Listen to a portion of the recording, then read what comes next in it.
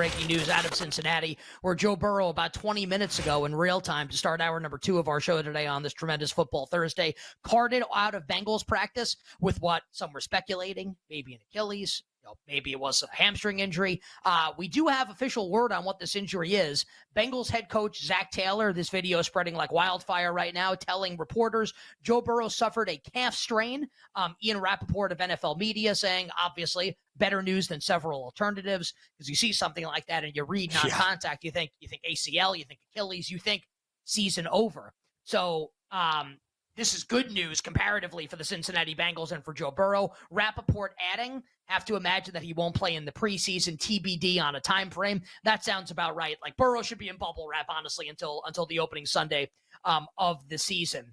It is also worth noting that Burrow was wearing a calf wrap today, like a sleeve on his calf. Taylor was asked about that, like, why is Burrow wearing a wrap on his calf? Taylor said that some guys had soreness after the first day of camp and would do things like wear a compression sleeve, not out of the ordinary, not indicative of like Burrow carrying like a calf injury into practice and then aggravating that injury. So that's per Bengals head coach Zach Taylor, literally speaking minutes ago to reporters following Bengals practice. So this is a developing situation. We don't have word yet on obviously the severity here, but Will, it does look like the Bengals have dodged a bullet in terms of like potential season-ending injury for Joe Burrow. We don't know if he'll be ready for week 1. It's all wild speculation right now, and we can talk about kind of like as a better, like how you should be approaching this. But right now, this is like big-time XL territory for the Cincinnati Bengals. Nothing really to do right now. Now, Alex finding some of the, our executive producer, Alex Fasano, finding some markets that with Burrow, as most regular season passing yards, Burrow plus 600, most regular season passing TDs, Burrow plus 400. He is the second favorite in both of those particular markets behind Patrick Mahomes. Now, I'll say, like, if he's going to be on the field in week 1, then maybe it's going to be like, maybe you get like a Joe Burrow regular season, what we were expecting. But I mean, Will, this is kind of lend credence to what you said, where if you're right and you believe that, and you, the person listening and watching, if you believe, and we'll wait to see the severity of the injury, but if Burrow's out until then, if that's going to be what this is, he doesn't practice again, he doesn't play in the preseason, are they going to drop him back 50 times against Myles Garrett and this Cleveland Browns defense on the road in a hostile environment? In a divisional game. So maybe what you get is, at least out of the chute for Cincinnati, maybe they are a little more conservative on offense to protect their asset, to protect the franchise, literally, in Joe Burrow. And maybe it's like you don't bet Burrow. Maybe Mahomes should be a bigger favorite then in these markets. Maybe you look to Justin Herbert. Maybe you look to Josh Allen. But as far as like win total goes, like probably going to play in week number 1. So I don't think there's anything to attack there. I would say like the ship has sailed. I'm betting Cleveland plus 3. Also, it never existed. So I guess those would be the markets that I would look at here. Maybe it's like the Jamar Chase number is probably still up. A Higgins number is probably still up. Maybe it's some unders there if you think they're going to be really conservative to start the year. But I really think it's almost like going against Burrow in some of these markets, right? Multi-way markets where, maybe he's a lot less likely to win now, even if he plays in week 1, given what the Bengals are going to try to do offensively to kind of try to keep him upright in at least the first couple weeks.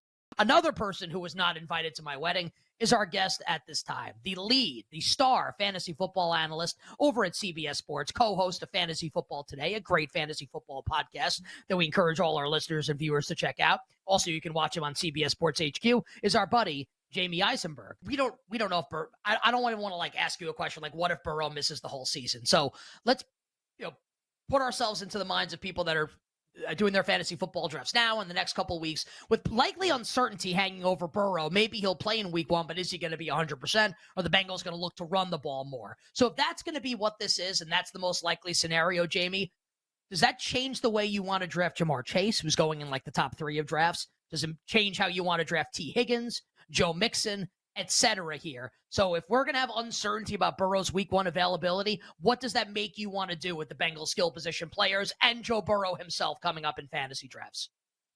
I think the thing with Burrow that you're looking at is there's 2 tiers at the top of the quarterback list. There's the first 3, which is Mahomes, Allen, and Hurts in any order. Then I think there's the next 3 or 4, depending if you want to put Herbert in there, I would, of Lamar Jackson, Joe Burrow, Justin Fields, and Justin Herbert. I think those 4 guys can go in any order.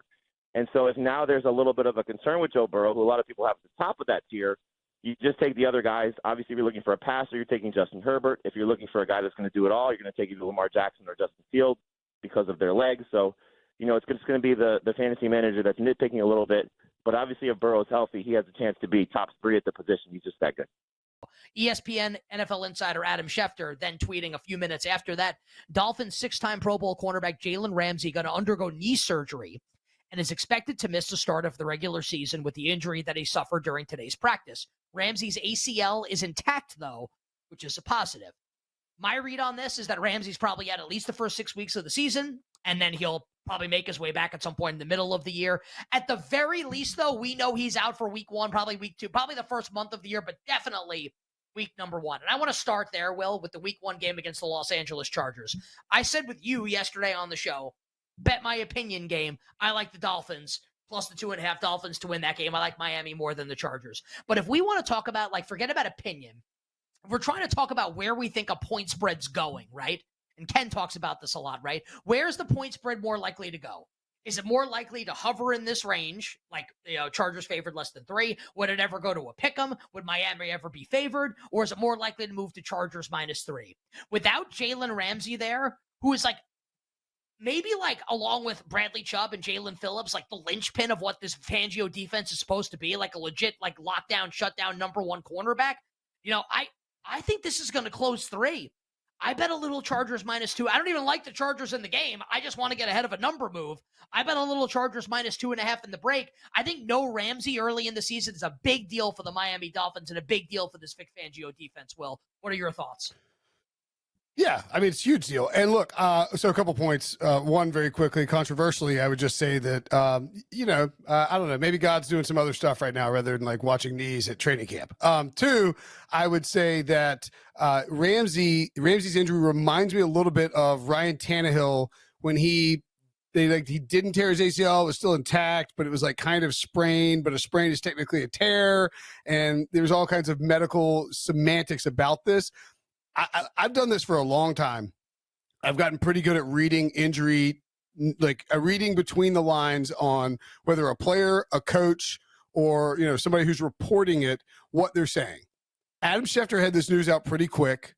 It was just from Schefter. It hadn't come from anybody else. And it is a positive spin on what seems like negative news. What I'm saying is that while Ramsey's ACL is intact, though, which is a positive, I take this as he didn't tear his ACL. Maybe it's a partial tear. There's no mention of a PCL or an MCL. That the knee injury is probably something that could be close to an ACL tear, but isn't being reported as that, and the Dolphins aren't treating it as that. So let's wait and see what happens with the surgery when that goes down and to find out exactly how this is sort of playing out. As for the week 1, I think it's a great example, Nick, what you did of the best way to approach injury news like this when it happens this quickly. So you like the Dolphins, and you might end up betting the Dolphins.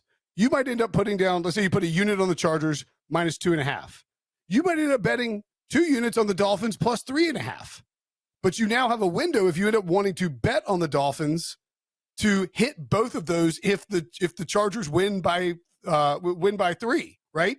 Which is a pretty likely outcome when you talk about the Los Angeles Chargers winning by 3. That feels like something they would do in week 1. So I think when you bet that stuff early, that week 1 stuff based off of injury news, based off of things that shift just in terms of the roster, the depth chart, whatever's happening, you need to be cognizant of what number you're betting, obviously, because you want to make sure that you don't want to take you're oh, Chargers -1, this is going to shoot up to 2, right? That's kind of a dead number. But if you get the 2.5, and then you can potentially get the 3.5, we don't know it'll go there, but let's see what happens with the news. And, you have a window there because it's not going to come back down the other way off the Ramsey news, if that makes sense. Yeah, I think that as this news gets out there a little bit, I don't know that people are going to be running to bet the Chargers off of this. My thought is just I think it's more likely that this closes at 3 than that it stays at 2.5. I think that's going to close Chargers -3 come game day. So there you have it. Could be wrong about that. I always have a chance to buy out of the bet. Whatever, bet Dolphins money. We will see as we move a little closer. But that's my thought here on the Chargers and Dolphins in week number 1. I don't think there's really anything else to do here. We don't know the severity of the injury. Out. It's a meniscus injury per Mike Garafolo. Tom Pelissero of NFL Media reports that it is a 6 to 8 weeks because of a meniscus injury that will require surgery. So Jalen Ramsey probably out there. Because we're 6 Yep. weeks from the start. We're 6 weeks from the start of the season. So so that would mean he's back in like week 3. Let's give it another couple weeks after that. He's probably back in October. He'll probably miss the first month of the season. If he's back in October, that's probably a win for the Dolphins considering the injury. All right, so Dolphins' early season schedule is as follows: on the road at the Chargers, like obviously a benefit because Ramsey. He played that star role with the Rams, but in the Fangio defense, you'd think he'd play on the outside, right? He's not going to play in the slot, you would think. So that means he was going to man up on Mike Williams. So that's week 1 is Mike Williams. Week 2, I guess he probably would have been on Devontae Parker, which is like whatever because Devontae's not great. Week 3, probably Sutton or Judy when the Dolphins host the Denver Broncos. Week 4 would have been Stephon Diggs, and now that's going to be really problematic for Miami. Week 5 is the New York Football Giants, and whatever. I guess maybe you'd play him in the slot and put him on Darren Waller because I don't know who you're worried about with the Giants. And then week 6 is Carolina, Chark, Thielen, Jonathan Mingo. So it's really it's not a terrible group of receivers to go against for Miami. This really could have been worse. It could have been way worse. I would argue push back a little bit. One, you talk about the Broncos and the Chargers, right? Well, if you lose Jalen Ramsey, let's say he was going to be cornerback 1, and then you have Xavier Howard. Well, the trickle down effect is now your matchups against Keenan Allen or Big Mike or Quentin Johnson are suddenly a lot worse for you as a defense, even with that, with a good Fangio defense and a really good group of personnel on that side of the ball. The same thing applies to the Broncos, where Judy and Sutton now get better matchups on the trickle down side of that. And then, you did mention Stephon Diggs. It's a divisional game, right? They got the Patriots and the Bills. That's 2 pretty big divisional games where you're not going to have Jalen Ramsey, who you traded for this offseason. So I agree with you. It could be a lot worse. But that's even on the optimistic end of it, you're losing him for 2 divisional games and then 2 other matchups against AFC West opponents with really good offenses and multiple talented receivers.